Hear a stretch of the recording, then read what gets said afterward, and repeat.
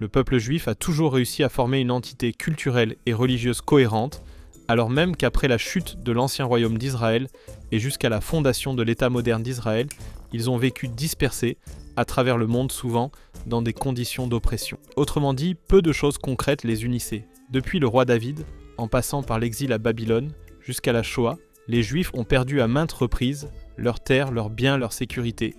Et pourtant, ils se sont toujours relevés encore et encore. Mais comment ont-ils pu survivre face à tant d'adversités ? Et comment en sont-ils arrivés là où ils sont aujourd'hui ? L'histoire du peuple juif commence il y a très longtemps, dans un pays très très lointain, Canaan. Autrement dit, au Moyen-Orient. La confédération tribale des Israélites, considérée comme leur ancêtre, s'est installée il y a environ 3000 ans dans la région, qui correspond aujourd'hui en Israël, la Palestine, la Jordanie et le Liban. Pendant plusieurs générations, des juges et des chefs tribaux ont tenté de maintenir l'ordre, mais tout ne se passait pas bien, car un peuple d'origine méditerranéenne, les Philistins, représentait une menace de plus en plus grande. De plus, au sein même de la confédération, les conflits devenaient fréquents.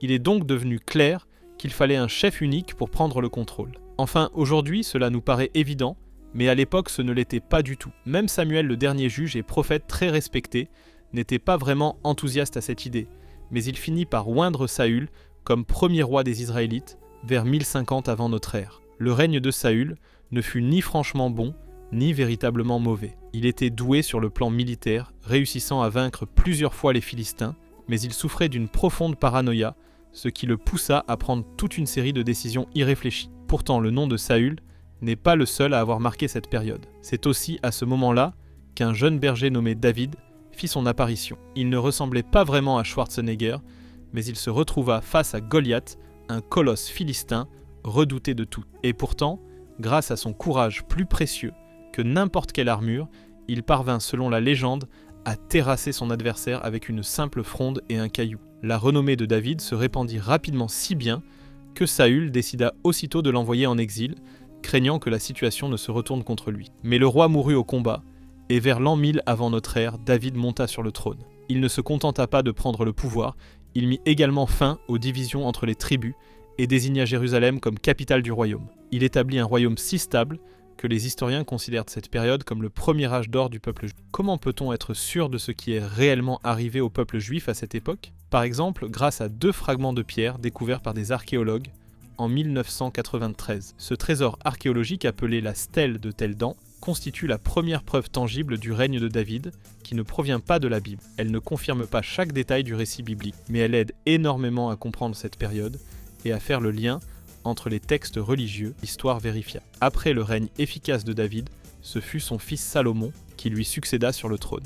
Et il n'hérita pas seulement du pouvoir, mais aussi des ambitions grandioses de son père. Pendant son règne d'environ 30 ans, entre 960 et 931 avant notre ère, Israël connut un nouvel âge de prospérité. L'un de ses meilleurs coups fut de conclure une alliance avec la ville de Tyr, aujourd'hui située au Liban. Grâce à cette relation étroite, des produits exotiques et des artisans talentueux affluèrent dans le royaume, répondant aux besoins croissants de la population. Mais Salomon ne brillait pas que par sa... Il fut aussi un bâtisseur de nations et de temples. C'est lui qui fit construire le tout premier temple de Jérusalem, achevé vers 957 avant notre ère. Son toit doré scintillait sous le soleil, tandis qu'à l'intérieur, l'odeur du cèdre du Liban se mêlait aux volutes d'encens. Le temple de Salomon n'était pas seulement un chef-d'œuvre architectural, c'était devenu le centre spirituel. Cependant, tout le monde n'a pas gardé un bon souvenir du règne de Salomon. Si ces constructions somptueuses étaient impressionnantes, ce sont les habitants qui en ont payé le prix. Pour financer ces grands projets, le roi imposa de lourds impôts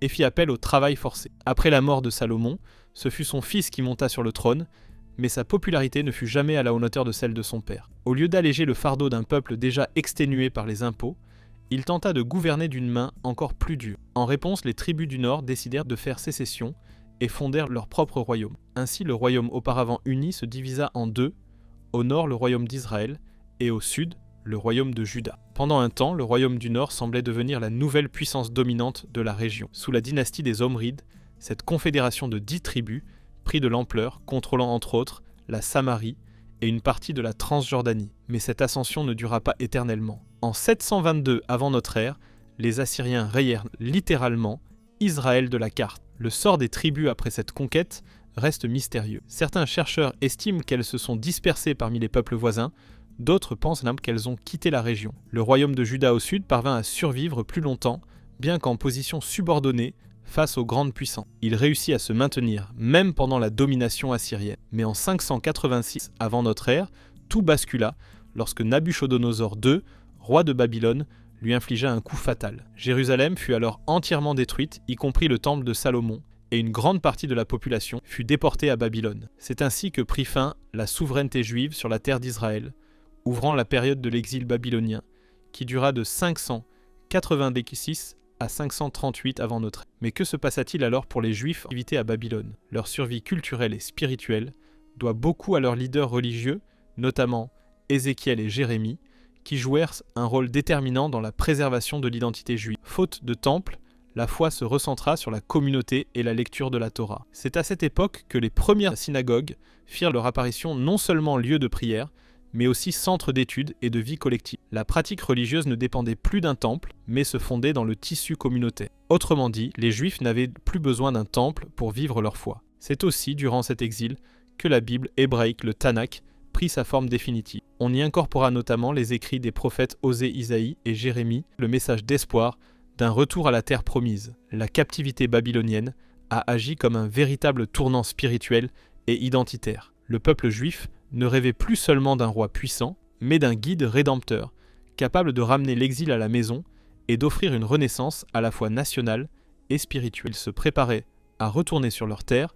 Une grande question s'imposait: comment reconstruire une société à partir de rien?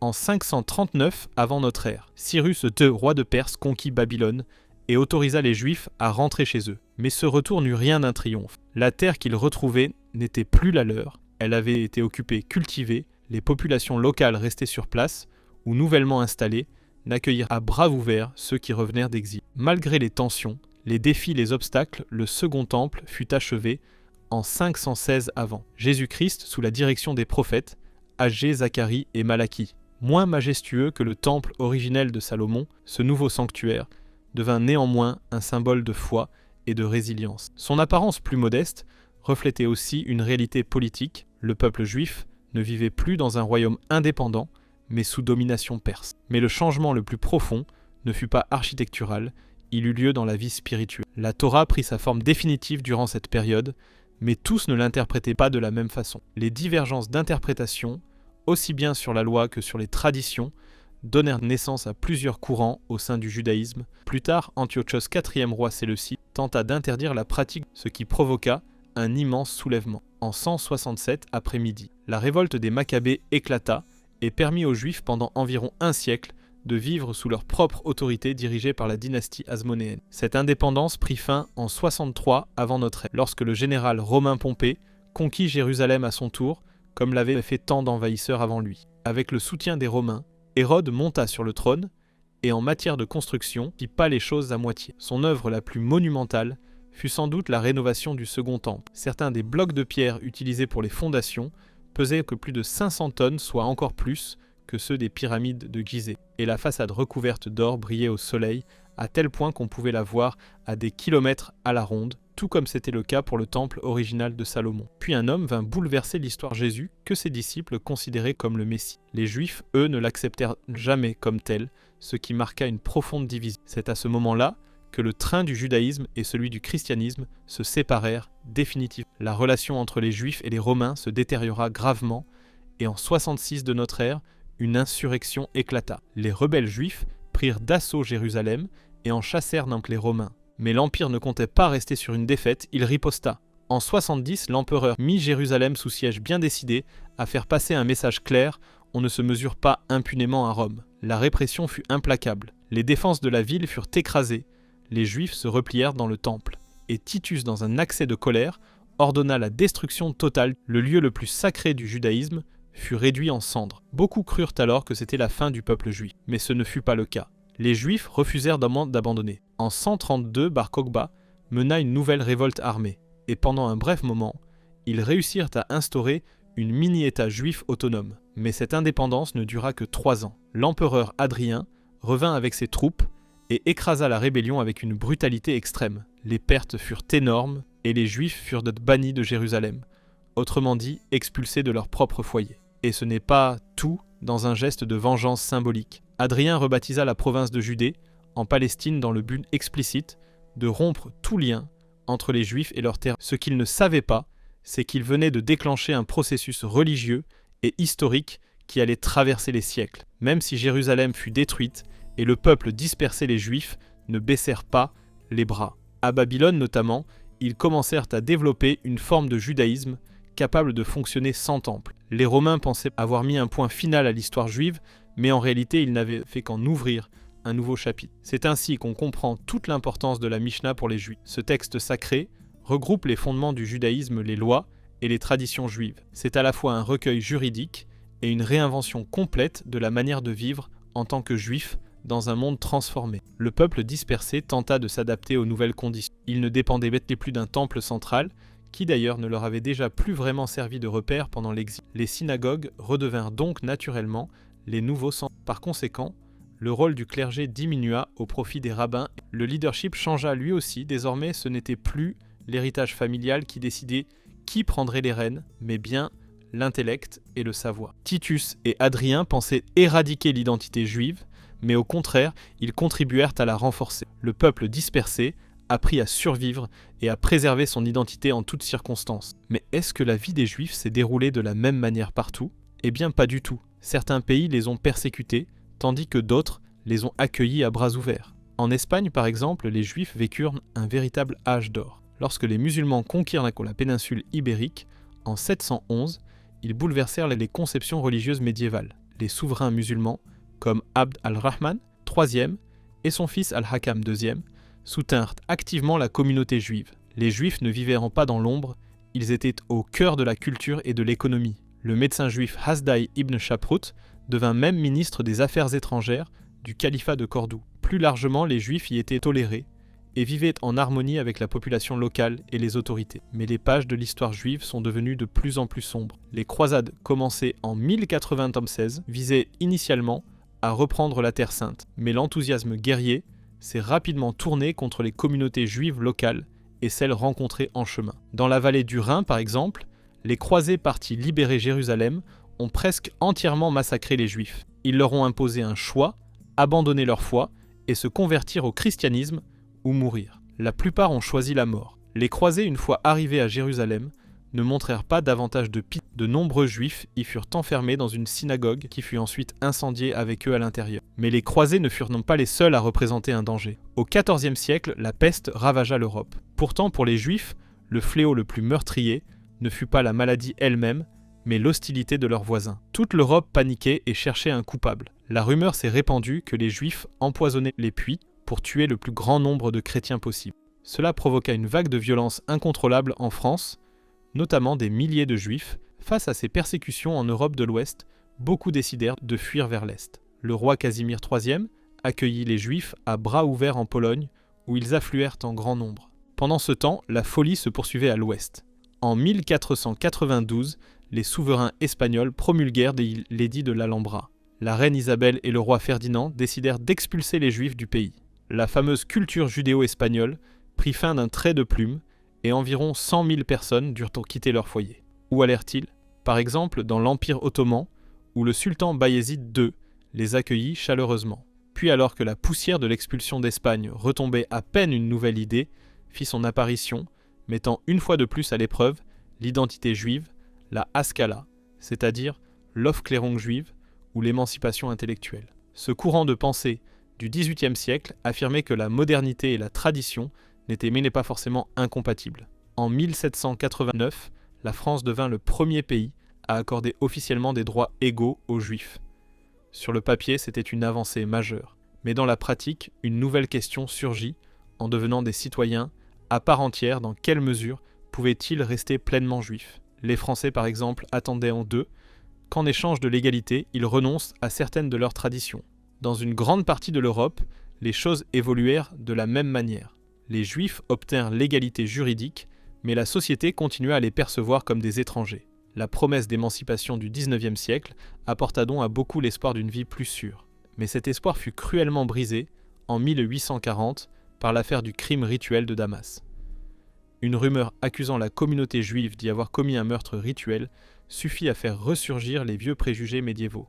S'il subsistait encore des illusions, cet épisode dissipa tout doute. L'égalité devant la loi n'offrait aucune véritable protection et l'assimilation ne garantissait pas l'acceptation. Puis, un autre événement politique vint raviver la tension.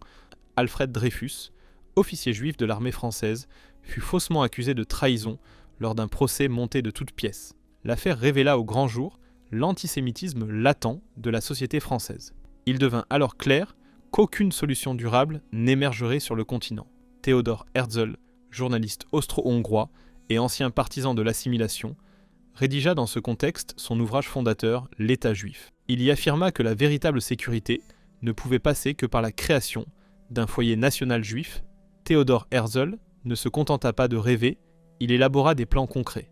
En 1897, il convoqua à Bâle le tout premier congrès sioniste, un moment décisif dans leur histoire juive. Lors de cet événement, l'organisation sioniste mondiale fut fondée et une déclaration claire fut adoptée: les Juifs souhaitent établir un État en Palestine.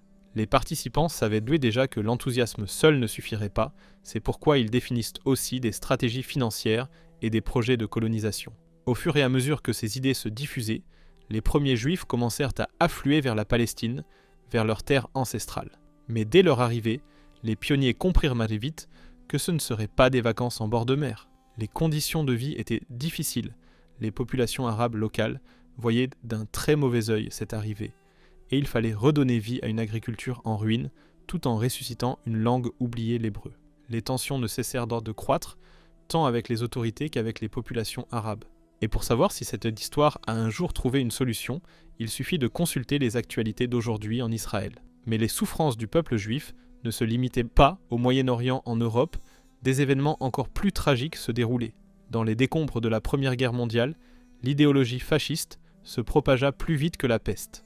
Particulièrement en Allemagne, où les nazis arrivèrent au pouvoir, la situation devint dramatique pour les communautés juives. Adolf Hitler considérait que la question juive ne pouvait être résolue que par l'extermination, et le monde assista presque sans réagir à l'assassinat de 6 millions de juifs par le régime nazi. Ce n'est qu'à la fin de la Seconde Guerre mondiale que la vérité complète éclata au grand jour. Le génocide eut des conséquences douloureuses à tous les niveaux.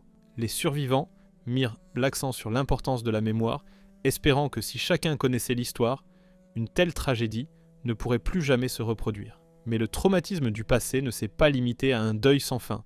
Plus que jamais, il devint essentiel que les Juifs puissent vivre dans un pays sûr et stable.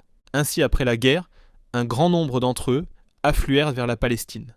Le 29 novembre 1947, l'ONU adopta un plan de partage divisant la Palestine en 2 États, un État juif et un État arabe. Les Juifs accueillirent la nouvelle avec joie, mais les dirigeants arabes furent loin d'être enthousiastes. Et pour cause, l'ONU venait de détacher une partie de la Palestine pour créer ce qui allait devenir l'État moderne d'Israël.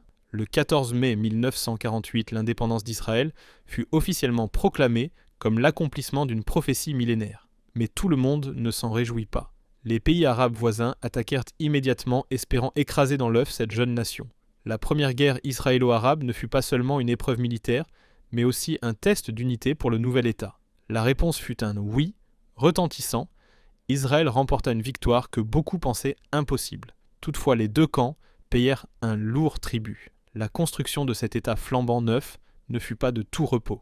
Des personnes venues du monde entier, parlant des langues différentes et portant des histoires personnelles très diverses, furent réunies par un objectif commun, bâtir ensemble un nouveau foyer. La fondation de l'État moderne d'Israël fut une réussite historique majeure. Mais depuis, les tensions n'ont jamais cessé. Ce territoire reste marqué par des conflits incessants, des difficultés économiques et de profondes questions identitaires et politiques. Aujourd'hui, on estime à environ 14 millions le nombre de Juifs dans le monde vivant, principalement aux États-Unis, en Europe, et bien sûr en Israël, devenu entre-temps une véritable puissance mondiale en matière de start-up. L'histoire du peuple juif, qui s'étend sur plus de 3000 ans, est avant tout une histoire de résilience et d'adaptation. Les empires se sont succédés, la perception du peuple juif a fluctué au fil des siècles. Mais s'il y a bien une communauté qui a toujours su trouver un plan B, ce sont les Juifs.